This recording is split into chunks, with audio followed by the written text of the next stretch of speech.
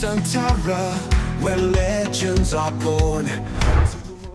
Memasuki akhir Januari 2025, sorotan kepada PSSI dan Timnas Indonesia dijamin akan terus meningkat. Sebab semua juga tahu kalau dengan jarak waktu yang terbilang singkat, Coach Patrick harus bisa memaksimalkan setiap kemampuan pemain yang dimiliki agar tercipta sebuah konsep permainan yang bisa dipahami semuanya. Dan setelah 99,9% Timnas ketambahan 2 pemain baru dalam diri oleh Romeni dan Jairo, serta 1 asisten pelatih lagi, yakni Gerald van den Berg. Jangan lupakan juga jika PSSI sampai sejauh ini belum menentukan siapa dirtek untuk Timnas Indonesia. Namun menurut penuturan dari Pak Erik, setidaknya udah ada 3-4 nama dari berbagai negara yang akan diproyeksikan mengemban peran tersebut. Meskipun begitu, Belanda kemungkinan besar akan tetap menjadi negara asal dari dirtek yang baru. Nah, setelah dirangkum dari berbagai sumber, sekarang ini memang udah ada 4 nama calon dirtek baru untuk Timnas Indonesia, yang mana keempatnya punya rekam jejak yang gak kalah mentereng.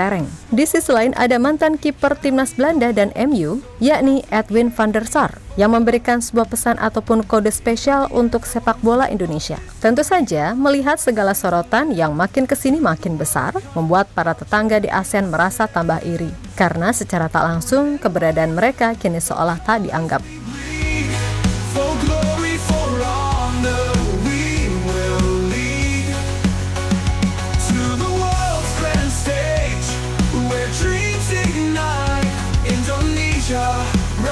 Into the spotlight, with passion unbroken, with courage as our shield. Indonesia, your destiny's revealed. To the 2026 fields where the future's won, we stand as one until the battle is done.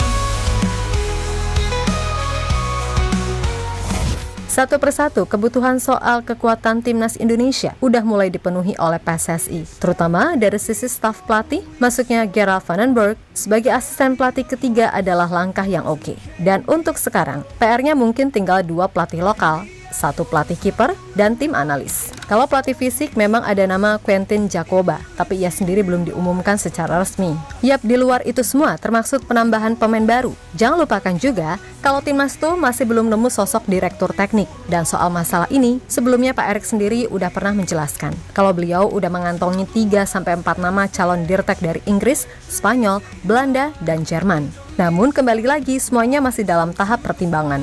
Nah, dari negara-negara tadi, jelas Belanda adalah negara yang diprioritaskan. Biar apa? Ya biar tercipta kesinambungan dengan pelatih yang ada saat ini. Dan merujuk pada 4 nama yang ada dirangkum dari berbagai sumber, ada nama-nama seperti Fred Rutten, yang pernah punya sepak terjang melatih tim-tim seperti PSV Eindhoven, Schalke 04, Feyenoord Rotterdam, RSC, Anderlecht, dan FC Twente.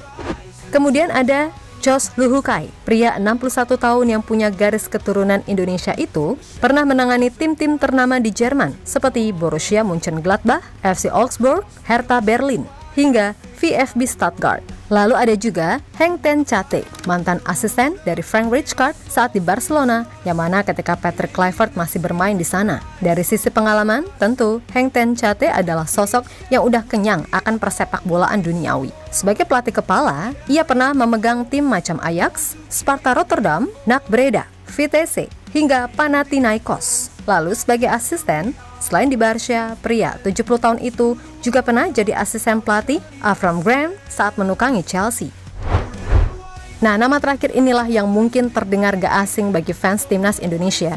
Dia adalah Pepijn Lijnders, pria kelahiran Broekhuizen, 41 tahun yang lalu, sudah lalu lalang menukangi sejumlah klub besar Eropa, baik sebagai pelatih tim junior hingga asisten pelatih bahkan manajer. Mengutip Transfermarkt, sepanjang Juli hingga Desember 2024, RC Salzburg mendaulat Lijnders sebagai manajer, di mana klub Liga teratas Austria yang selalu warawiri di Liga Champions Eropa itu ditanganinya dalam 28 pertandingan.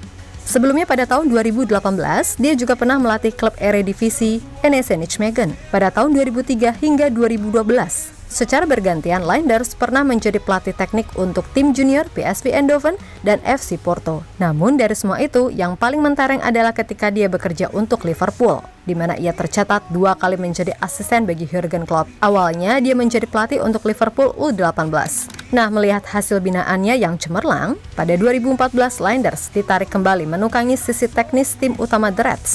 Setelah sempat ke NEC, pada tahun 2015 Klopp kembali mengajak Linders mendampinginya dalam 334 pertandingan hingga 2018. Dan setelah melewati total 664 match bersama Klopp, Linders akhirnya bisa memahami filosofi gegenpressing yang sangat itu. Tentu bila Linders jadi dirtek untuk timnas Indonesia, bukan hal yang mustahil bila nantinya tim Garuda akan mengakulturasi gaya total football dengan gegenpressing. Pertanyaannya, apakah itu bisa? Ya, bisa-bisa aja, karena Alex Pastor pun juga sering melakukan hal itu ketika membawa Almere City promosi ke Eredivisie. Dan sejatinya, gaya total football dan gegenpressing punya beberapa unsur kesamaan. Yang jelas, mungkin inilah saatnya masyarakat Indonesia menyaksikan timnas Indonesia mempraktikkan sepak bola menyerang. Bukan lagi permainan pragmatis di masa kepelatihan Shin Tae-yong, walaupun kita juga nggak bisa menyalahkan Coach Shin. Karena kembali lagi, semua pelatih punya filosofinya masing-masing. Namun jika PSSI ingin sesuatu yang beda, ya udah itu keputusan mereka. Dan kita suka nggak suka, harus menerima tanpa mengurangi respect kepada Coach Shin, kan gitu. We carry the hopes of those who came before. In the echoes of history, our voices blend. To the World Cup, our journey ascends. Red and white, the colors we bleed. For glory, for honor, we will lead. To the world's grand stage, where dreams ignite. Indonesia, rise into the spotlight. With passion unbroken, with courage as our shield. Indonesia, your destiny is revealed. To the 2026 fields where the future's won, we stand as one. Di sisi lain melihat kondisi yang ada, mantan kiper MU dan timnas Belanda, Edwin van der Sar, turut memberikan reaksinya, di mana van der Sar turut menjadi orang yang bangga atas terpilihnya Patrick Kluivert jadi pelatih timnas Indonesia. Yang mana itu ia tunjukkan lewat sebuah komentar di akun 433 ketika memberitakan resminya Kluivert jadi new coach tim Garuda. Kemudian Van der Sar yang diketahui pernah 2 kali berkunjung ke Indonesia pada 2008 dan 2012 mengatakan jika kondisi timnas Indonesia yang sekarang banyak diisi pemain keturunan. Sejatinya adalah yang normal terjadi. Bahkan negara-negara yang sepak bolanya maju pun juga begitu. Karena ya kembali lagi, naturalisasi bukan hal yang tabu di sepak bola. Saya sangat senang dan mengenai apa yang terjadi, saya rasa tidak hanya terjadi di Indonesia. Negara dengan sepak bola yang maju seperti Spanyol, Prancis, Inggris, Jerman, bahkan Belanda juga mengalami hal yang sama, ucap pria 54 tahun tersebut. We trust in unity, we rise from the dust. With each step, with each goal we score. We carry the hopes of those who came before. In the echoes of history, our voices blend. To the World Cup, our journey ascends. Red and white, the colors we bleed. For glory, for honor, we will lead. To the world's grand stage, where dreams ignite. Indonesia, rise into the spotlight. With passion unbroken, with courage as our shield.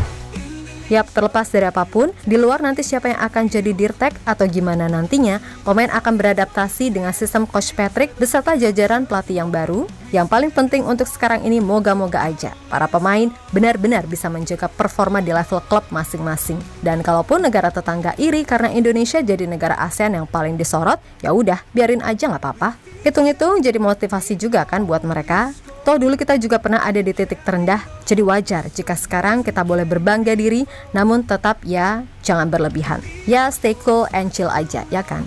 Dan untuk segala hal di luar sana yang berpotensi bikin timnas remuk redam, yuk sama-sama kita selengkap. Pokoknya jaga terus timnas kita karena ya emang ini kebanggaan kita. Ciptakan suasana yang sejuk karena timnas akan menghadapi 4 laga krusial. So tetap semangat dan sukses selalu. No judoy, no anarki, no narkoba. Oke, kita Garuda.